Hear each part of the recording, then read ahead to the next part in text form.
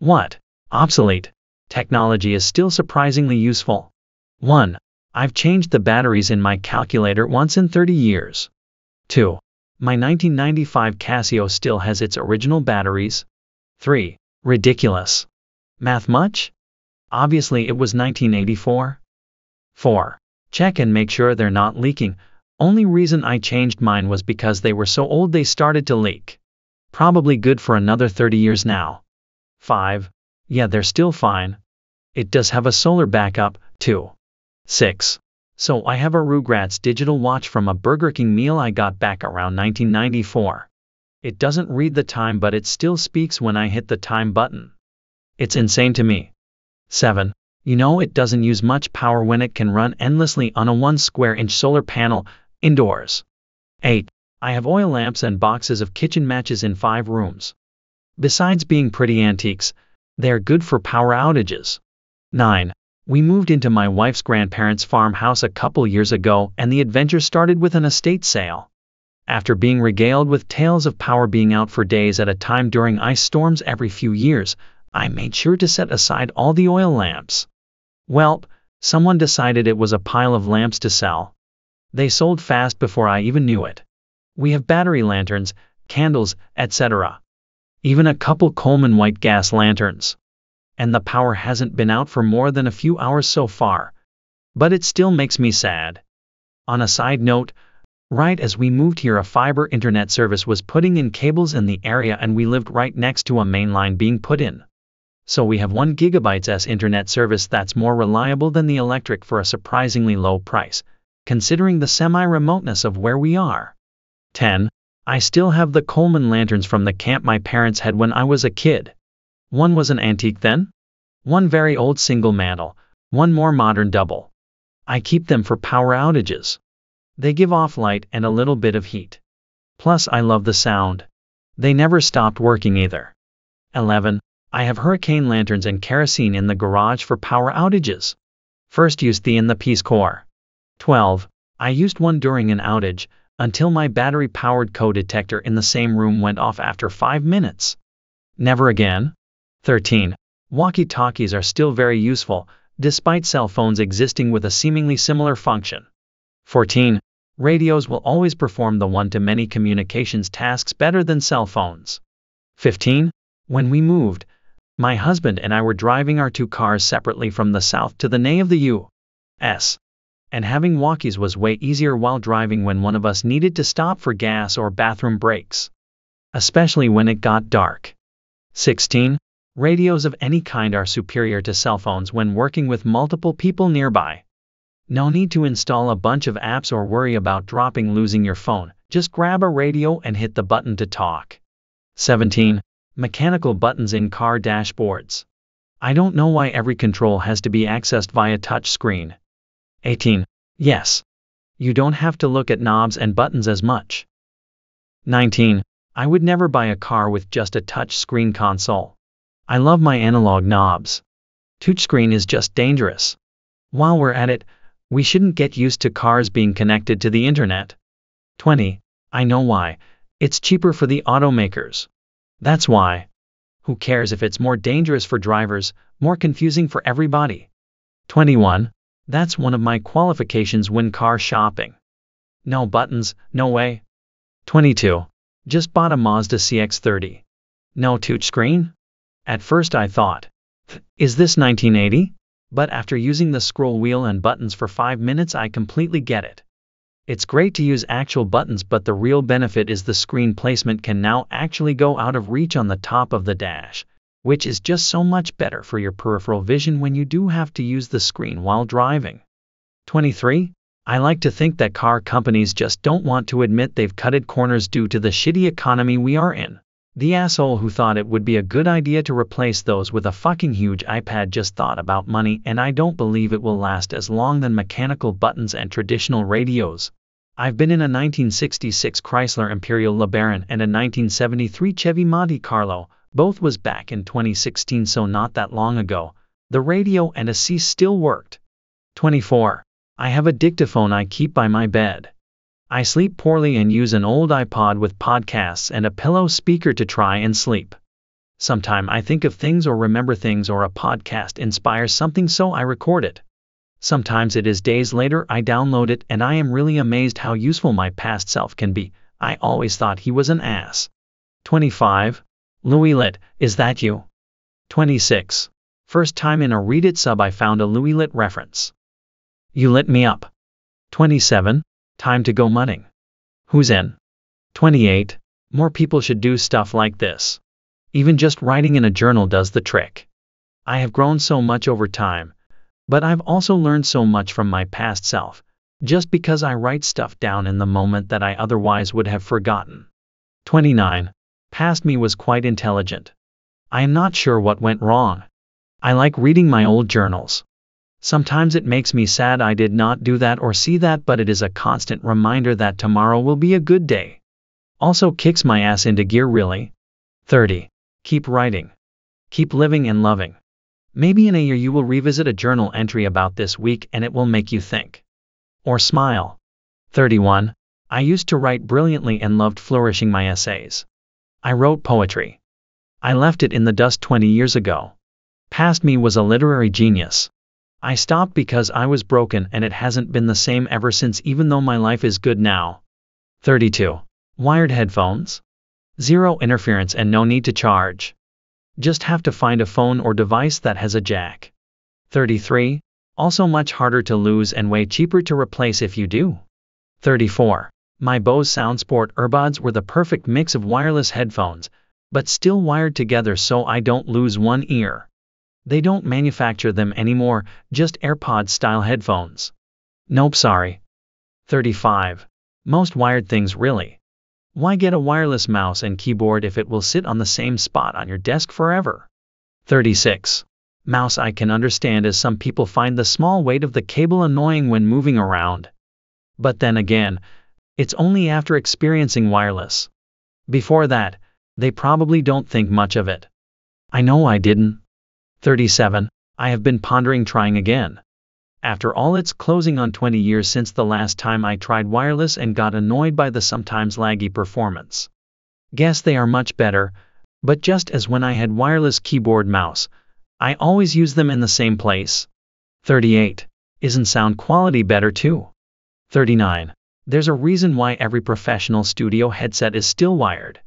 Not about to deal with latency issues when I need top quality results. 40. Just bought a Lightning to 3.5mm adapter for my iPhone. It doesn't connect directly. You plug it in and then the phone prompts you to connect to the adapter via Bluetooth. Like, damn, I just want the plug and play that existed for 70 years. 41. Wait, what? Is it the Apple adapter or some other third-party one? The official one doesn't do that. 42. Yeah, whatever third-party one I have definitely doesn't do that. 43. He bought a cheap knockoff. 44. Has to be the cheap knockoff. I too bought one, and then chucked it when I realized what it was doing. Had blue tape on both ends? Essentially a Bluetooth sender and receiver with a plastic wire holding them together. How is that cheaper to make than having a cable that works? 45. I went from a Samsung S10e to A21 and there was no goddamn headphone jack. I almost returned it. 46. Analog radios. 47. On the subject of radios, modern radios are absolute junk, can barely get the local station, whereas the old boom boxes from the 90s I could get stations 2 hours away from me. 48. And nearly none come with M-band anymore.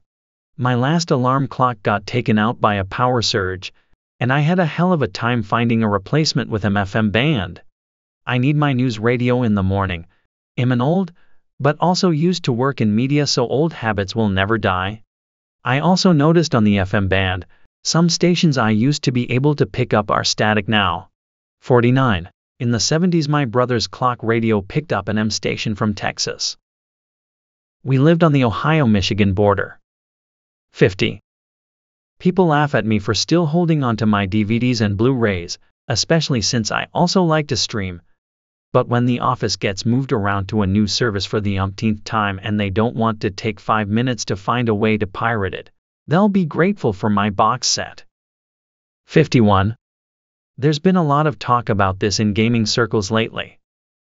Sony pulled a game from the PlayStation Store recently and in the process retroactively deleted it from people's digital game libraries and then gave no refunds when people complained. They basically were told that it's in the terms and conditions that Sony can just erase your games and not refund for them.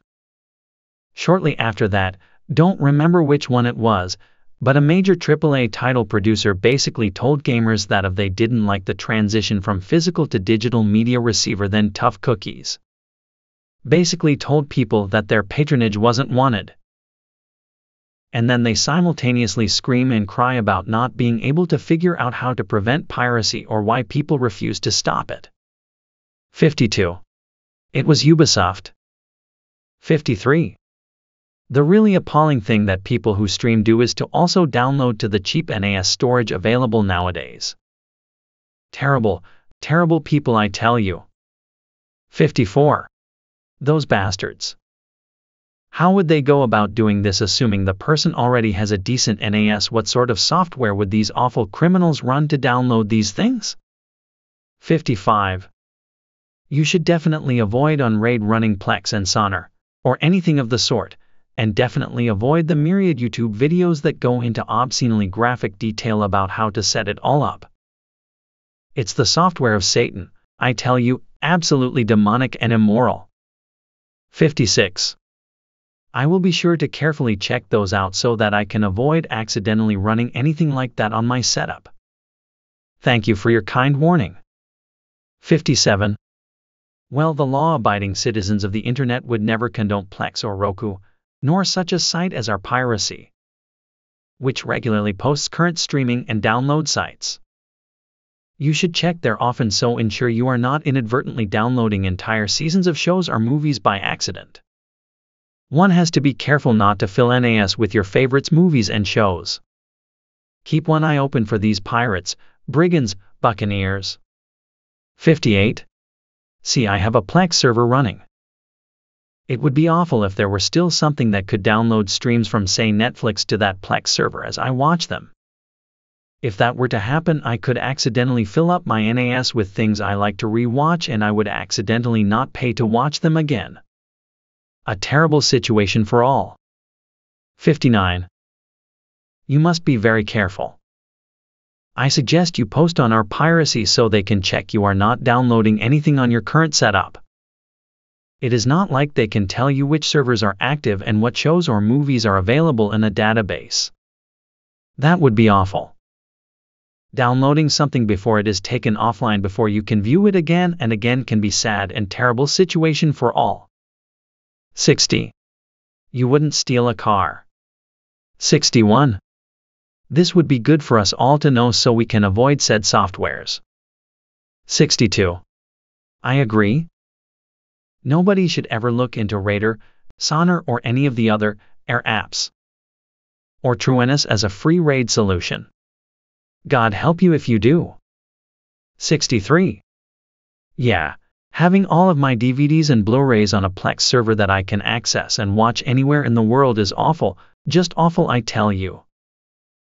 I live in Phoenix, Arizona, but I travel often for work. I bring along a Fire Stick everywhere I go. I've been to Germany, I've been to Mexico, Canada, and I've been all over the US. I've always been able to access all of my movies and TV shows and music from everywhere. And it's all free. No subscription, no fees, no credit card required. And I can share it with anyone I want. For free. 64. I really don't get why people think this is laughable. I had a huge DVD collection and still have a player. I'm not going to subscribe to every goddamn stream just to be able to put on a movie. 65. What a lot of us have done is rip our collections and store it on an external drive NAS and run Plex, Jellyfin, etc. That way you can watch your collection and not need to worry about physical discs. Plus, it's all easily at your fingertips. 66. One of my favorite albums ever is super hard to find now, and isn't streaming anywhere, so I started keeping physical copies of everything I love. It's naive of us to think that because something's streaming somewhere that it always will be. 67. I still borrow DVDs from my local library.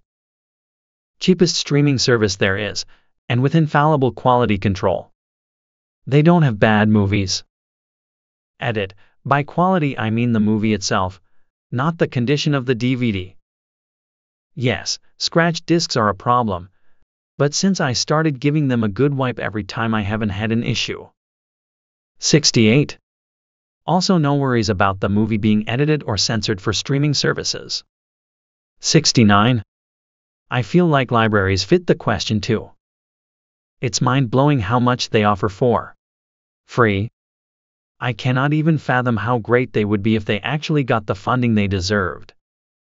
70. Mechanical clocks. Power does go out now and then. 71. Pager. Still used by the medical profession because it's more reliable in the hospitals where cell phones get no reception. 72. My cousin is the service manager for the OOO emergency services paging system in a state here in Australia. Paging is still huge. 73. Huge and unencrypted. If I had $1 for every time I saw personal information in a pager message, I'd have enough money to upgrade the network with encryption. 74. Less and less, however. My hospital just wired up the entire building to get cellular and gets people to use their phones. Few ORs where pagers don't work but Wi-Fi does. 75. As a student pilot, maps. So far in my training, we've been using maps as our main source of navigation and GPS as a sort of backup. This could just be because I'm a student, and this might change when I'm a licensed pilot. 76. Med doesn't change, but you need to know it. Sometimes systems go offline and you have to figure shit out the old-fashioned way. Also helps in daily life. The math skills you learn are very useful. From a seasoned pilot. 77. I have my grandmother's hand crank meat grinder from Germany. I use it only occasionally to grind actually meat, but if I'm making nut butter, running it through the meat grinder initially saves a lot of time, as well as wear and tear on the blender. 78. Good way to dispose of a body. 79. COBOL. All the folks who know it are dying off and banks still run on it. 80. So do nuclear silos. There's an old adage that any change, no matter how minor, will break something. When broken code has the potential to level a city, no chances are taken. 81. Fortunately, it's a very easy language to learn. The press are always writing alarmist stories like it's ancient Aramaic or something. 82. The language itself is easy to learn. Learning what people from half a century ago were thinking when they wrote those lines of COBOL. Not so much. 83. My company has almost phased this out entirely. My department used to use it and I loved how simple it was to operate. Now we use a newer program on our intranet that mimics what we used to use COBOL for, and it's nothing but a buggy mess. 84. iPod MP3 MP4 player. Phones can work in a similar way, but with their battery capacity, it's better to have a separate device for music or audio books. Physical paper calendars. Nothing beats the feeling of having a physical calendar on the wall which you can write on and check in an instant without having to pull out your phone. It's even better if you grew up with physical calendars. 85. I bought a physical wall calendar for myself this year. It's already so much better in my head. My family still uses our shared Google Calendar, but duplicating big stuff like kids' concerts and doctor appointments in a place where I can see it a couple days in advance, without having to consciously remember to look ahead every day, has helped me feel a lot less scattered. Plus now there are a bunch of sassy chickens on my wall. 86. I hope dedicated devices make a comeback. I still use my 3DS for games, Kindle for books, and iPod in my car. 87. Pagers. After working at a hospital, I can say those dams keep you updated faster than smartphones. 88. AM radio and ham radio. 89. I wouldn't call ham radio obsolete, just obscure. 90. Zune. I can leave it anywhere and no one will steal it. Of course they don't know what it is either. 91. CDs. Only our most recent car is post-CD player and I kind of want to buy an external one. We have a huge CD case and they're so nice on road trips. No signal issues, no cues or playlists to make, better sound quality, just pop one in and enjoy the songs the way the band intended. 92. Books. Actual printed books. 93. Audiobooks, but with subtitles. 94. Nothing quite as pleasant as staring at dead trees and hallucinating for a while. 95. Books are like the internet only made of wood. 96. Books are very much still being used and made everywhere. In no way are they obsolete. 97. Microfilm and microfiche. I work at a public library reference department, and every day I'm showing somebody how to use these beauties. Some of our holdings, particularly our microfilmed scrapbooks and defunct newspapers, aren't practically available in any other medium.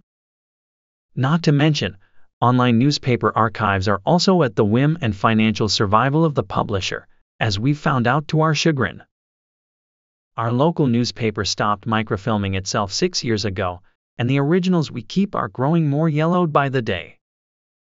They also take up as much room as 3 microfilm cabinets, each of which can probably hold up to 480 reels of 35mm film.